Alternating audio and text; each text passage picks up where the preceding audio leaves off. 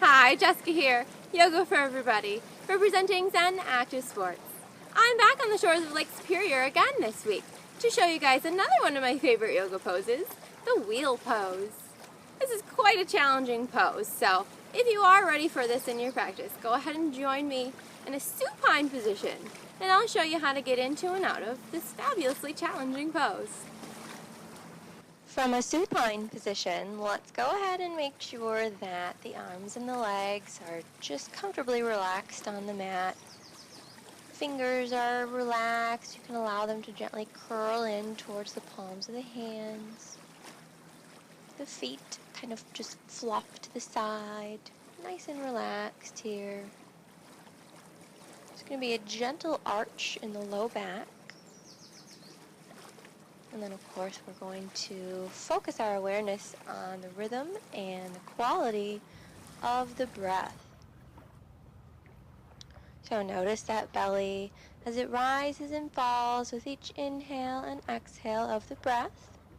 Now we can bend the knees, plant the feet, and then plant the hands, shoulder width apart, feet hip width apart. And we'll start to come into the wheel pose first just by bringing the crown of the head to the mat, using the hands, of course, for support, keeping the knees hip width apart, and then we can fully extend the arms if we're ready for that in our practice. And then we'll shorten the distance between the hands and the feet. Now we could choose to come up onto the balls of the toes here, so if it's not comfortable to be flat-footed in this wheel pose, then try coming up onto the toes. See if that feels better. It really just depends on the shape of your spine and any muscle tightness that you may be having.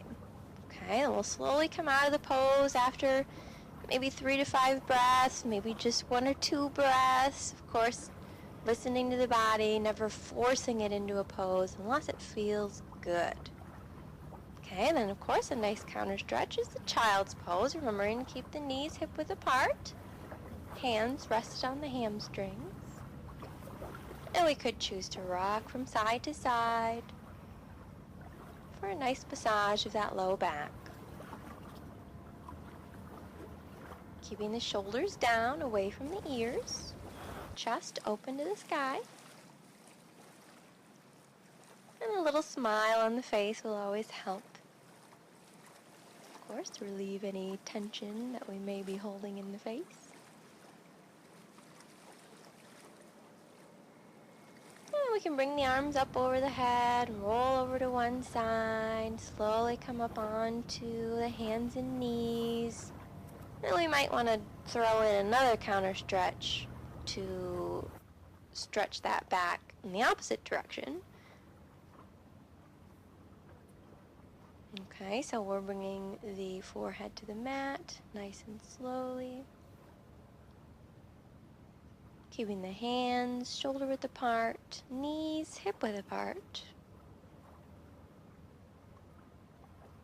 Of course, if we do need more space in the middle, we can widen the knees, wider than hip width apart. That's perfectly fine. Remembering we do have lots of options to modify this pose. If we have any issues with the knees, we can add some cushion under the glute. Or if we can't quite reach the mat, we can elevate the level of the floor with a pillow or a blanket or a block.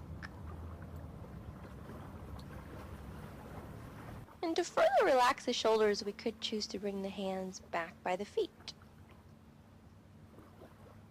But then when we're ready to come out of the pose, we'll bring the hands forward, and so we can just slowly guide ourselves back up to a comfortable seated position.